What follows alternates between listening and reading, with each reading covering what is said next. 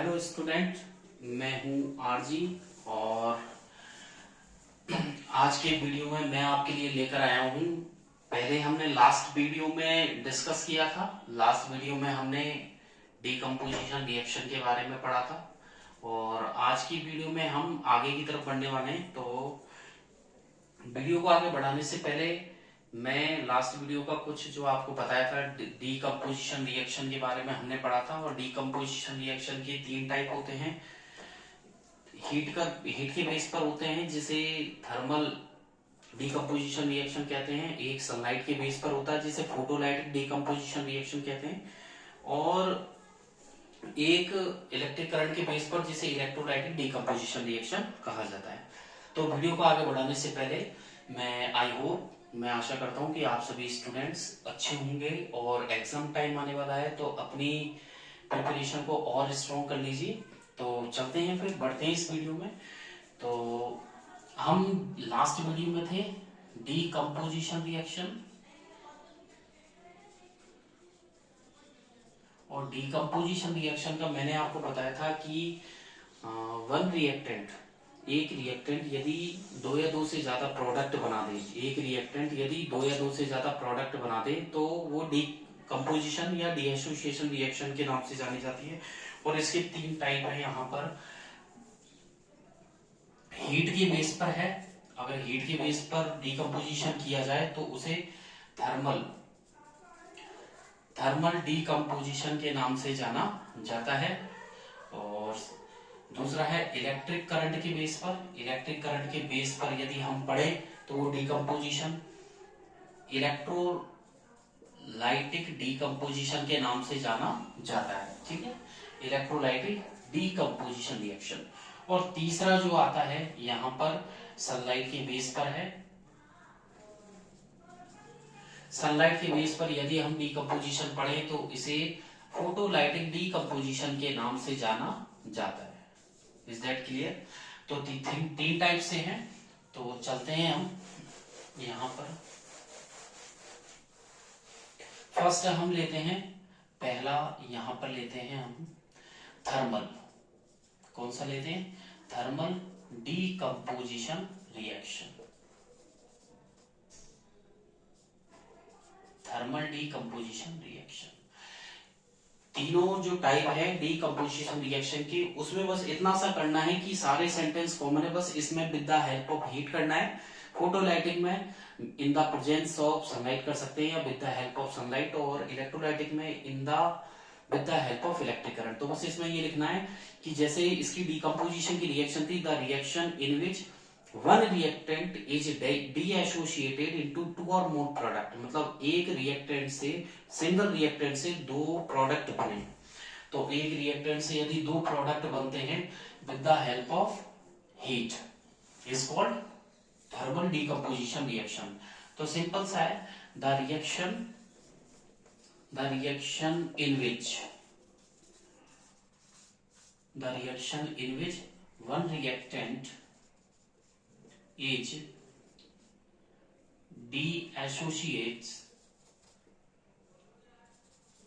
डीएसोसिएटेड बोल सकते हैं या ब्रोकन डाउन बोल सकते हैं, डीएसोसिएटेड into 2 or more products with the help of heat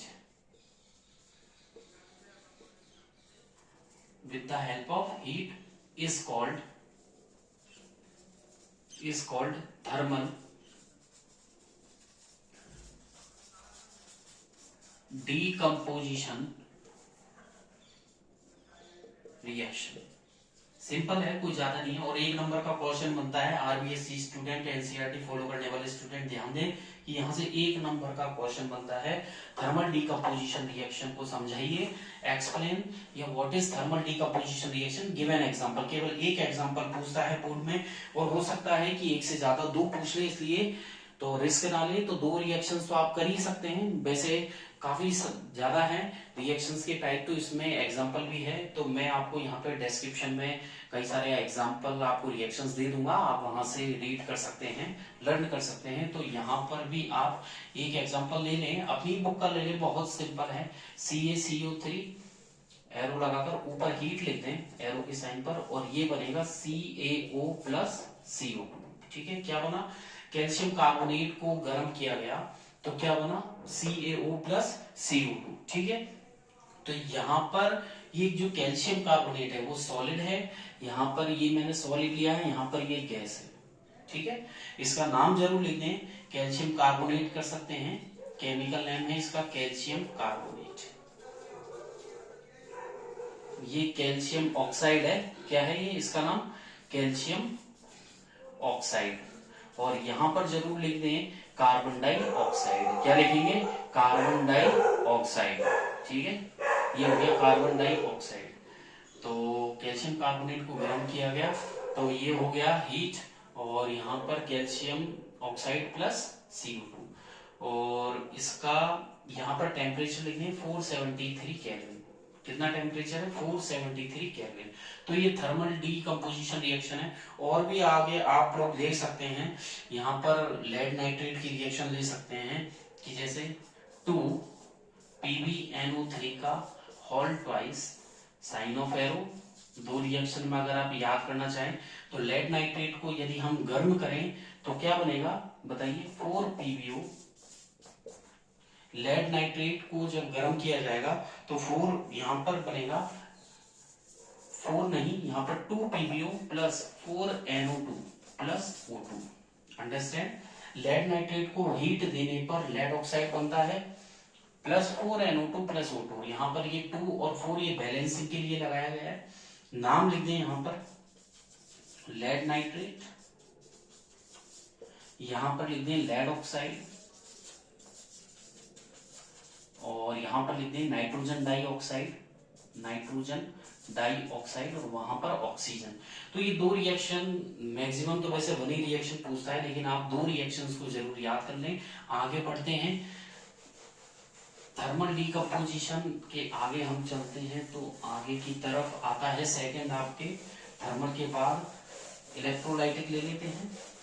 और आपकी बुक के अकॉर्डिंग देखें तो जितनी भी रिएक्शंस है, थर्मल डीकंपोजिशन रिएक्शन है और उसके टाइप है, तो उन पे एक्टिविटीज भी है। जैसे इसमें आप लेड नाइट्रेट को एक टेस्ट ट्यूब में लेकर के उसे बीकर की हेल्प से गर्म करें तो उसमें से लेड ऑक्साइड बनेगा और नाइट्रोजन डाइऑक्साइड गैस बाहर एग्जिट हो जाएगी।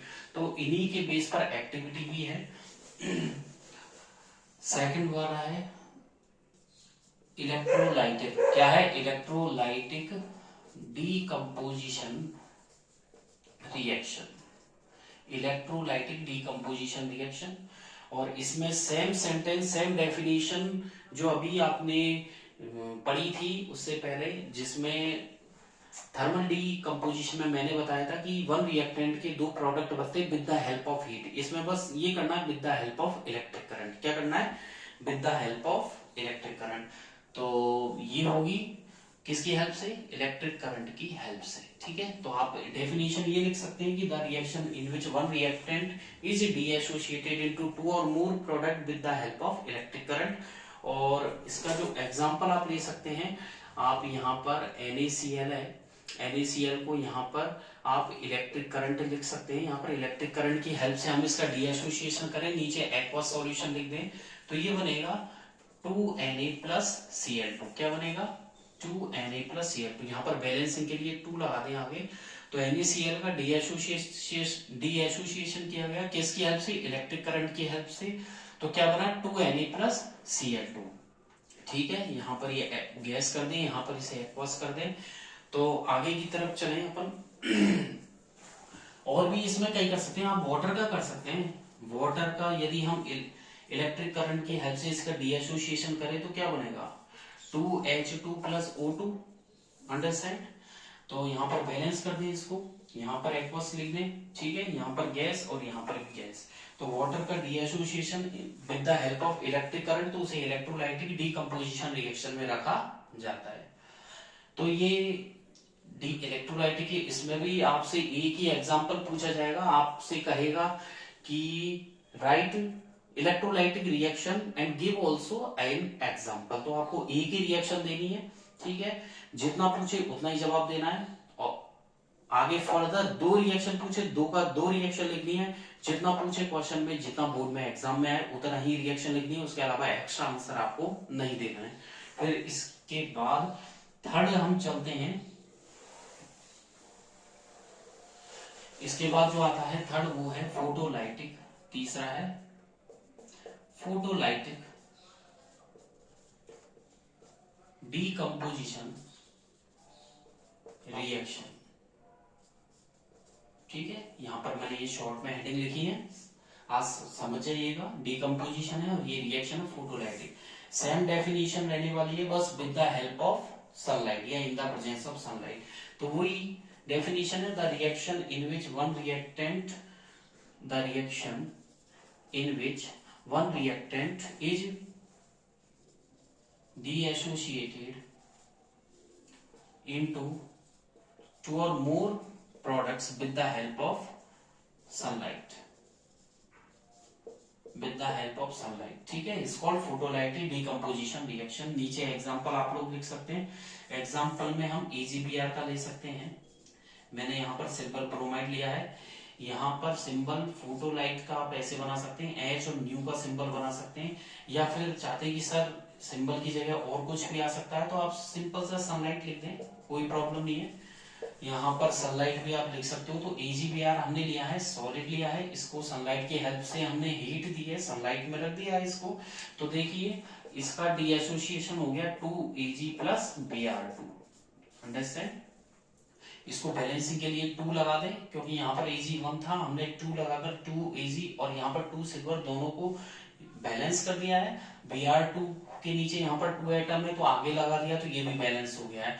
नेक्स्ट एग्जांपल आप ले सकते हैं, यहाँ पर AgBr, AgCl ले लीजिए, सिल्वर क्लोराइड, नाम और लिख दीजिएगा, इसका नाम है सिल्वर ब्रोमाइड, इसका नाम है सिल्वर, ठीक है, और ये है bromine.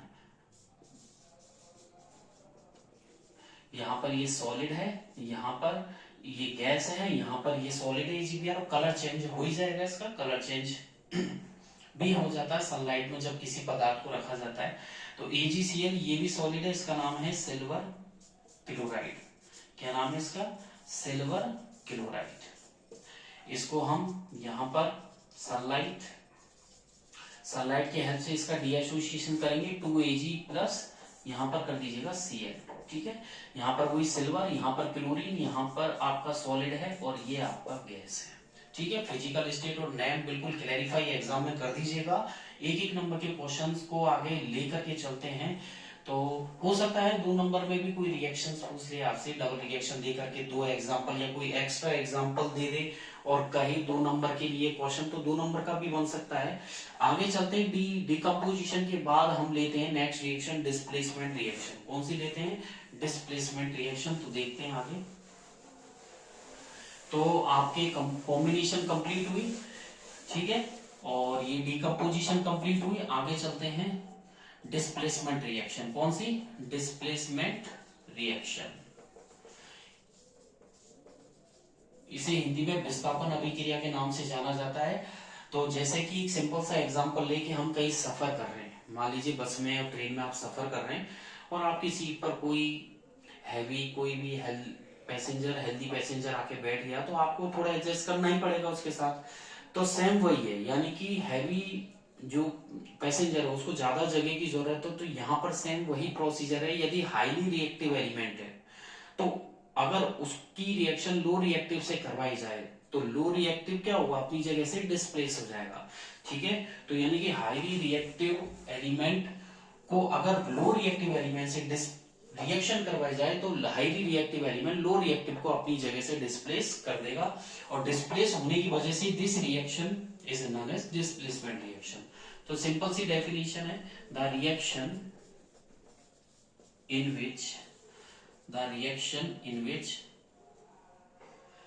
a highly reactive element बोल सकते हैं, मेटल बोल सकते हैं, a highly reactive metal displaces a less reactive metal from its salt solution. Understand? तो क्या आया? The reaction in which a highly reactive metal displaces a less reactive metal from its salt solution is called displacement reaction. Is called displacement reaction. Understand? और example के तौर पे high reactive element, इसके लिए एक सिंपल सी है, आपके reactivity series के नाम से आपकी बुक में भी है, रिएक्टिविटी सीरीज का टॉपिक है, और रिएक्टिविटी सीरीज या फिर एक्टिविटी सीरीज के नाम से होगा, ठीक है, एक्टिविटी सीरीज, क्योंकि रिएक्टिविटी का दूसरा नाम एक्टिविटी सीरीज है। तो डिस्प्लेसमेंट रिएक्शन को आप चाहते हैं कि मेरी लर्निंग पावर अच्छी है, मैं कर सकता हूं या कर सकती हूं, तो आप डायरेक्ट एग्जांपल, दो रिएक्शंस याद कर लें, या फिर आप नहीं कर पाए तो उसके लिए भी ऑप्शन दे रहा हूं। उसके लिए ये है रिएक्टिविटी सीरीज और एक्टिविटी सीरीज। ये सीरीज आपके चैप्टर 1 और चैप्टर 3 मेटल्स और नॉन मेटल्स के चैप्टर में भी है। तो इस सीरीज का सिंपल सा है, आप याद कर लीजिएगा इसका। सबसे पहले पोटेशियम, सोडियम, बेरियम, कैल्शियम, इस प्रकार से ऊपर से नीचे आपके सीरीज दी हुई है। Then magnesium, aluminium, zinc, hydrogen, ठीक है, इस तरीके से नीचे हाइड्रोजन के नीचे आपके कॉपर है, फिर प्लेटिनम है लास्ट में, ठीक है, सिल्वर है, गोल्ड है, प्लेटिनम है। तो इस प्रकार से सीरीज है। तो कुल मिला के 2 मेटल्स याद कर लीजिए जो हाईली रिएक्टिव है, potassium and sodium. Activity series को मैं नेक्स्ट वीडियो में लेकर के आऊंगा, आने वाली जो मेरी वीडियोस है, तो आरजी सर के साथ जुड़े रहिएगा और आगे की आने वाली जो वीडियोस है वो भी देखते रहिए, ठीक है।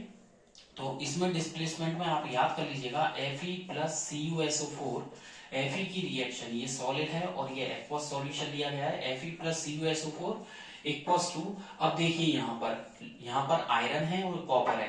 तो हाइड्रोजन वाली सीरीज में देखें तो रिएक्टिविटी सीरीज में ऊपर आता है, पहले आता है कॉपर और उसके नीचे आता है Fe। तो कॉपर हाईली रिएक्टिव है और ये लो रिएक्टिव, ठीक है। यहां पर आप Fe प्लस CuSO4, तो Fe प्लस CuSO4 तो देखिएगा FeSO4, यानी कि कॉपर Fe पहले आएगा, ठीक है, Fe पहले है, कॉपर बाद में है। तो Fe को जैसे ही आप कॉपर सल्फेट के किसी बीकर में कॉपर सल्फेट का सॉल्यूशन लेके आयरन की नेल डालोगे आप, तो उसको वहां से कॉपर को डिस्प्लेस कर देगा। तो Fe प्लस CuSO4 तो क्या बनेगा, FeSO4 प्लस Cu। तो इससे क्या क्लियर है कि जो Fe है वो हाईली रिएक्टिव है, किससे, कॉपर से। आप दूसरा एग्जांपल भी ले सकते हैं, Zn प्लस H2SO4, ठीक है, equals to ZnSO4 plus H2। तो यहाँ पर जो H2SO4 है हाइड्रोजन से ज्यादा रिएक्टिव है। जिंक, तो जिंक ने हाइड्रोजन को इसके सॉल्ट सॉल्यूशन से डिस्प्लेस कर दिया है, तो बन गया ZnSO4 plus H2। Same procedure यही है, ठीक है, ये डिस्प्लेसमेंट है। इसके बाद एक और रिएक्शन आती है डबल डिस्प्लेसमेंट। तो आज की वीडियो में इतना ही, कि आज की वीडियो में हमने एक बार मैं रिवाइज करवा देता हूँ। डीकम्पोजिशन रिएक्शन के टाइप पढ़े हैं, थर्मल डीकम्पोजिशन है, फोटोलाइटिक और इलेक्ट्रोलाइटिक डीकम्पोजिशन है विद एग्जांपल्स, और डिस्प्लेसमेंट रिएक्शन है। तो इनको आप रिमाइंड कीजिएगा। कोई भी डाउट हो तो इनका जो डिटेल है मैं डिस्क्रिप्शन बॉक्स में भी वहां पर मैं दे दूंगा, वहां से भी आप अच्छे से लर्न कर सकते हैं, रीड कर सकते हैं। और आप, अगर आपको वीडियो अच्छी लगी हो तो ज्यादा से ज्यादा लाइक और सब्सक्राइब करें और शेयर भी करें। आगे भी आने वाली 10th क्लास के स्टूडेंट्स को कई नई वीडियोस आने वाली है मेरी, जिसमें मैं नए क्वेश्चंस भी आपके लिए लेकर आऊंगा। तो आज की वीडियो में इतना ही। Thank you, bye bye.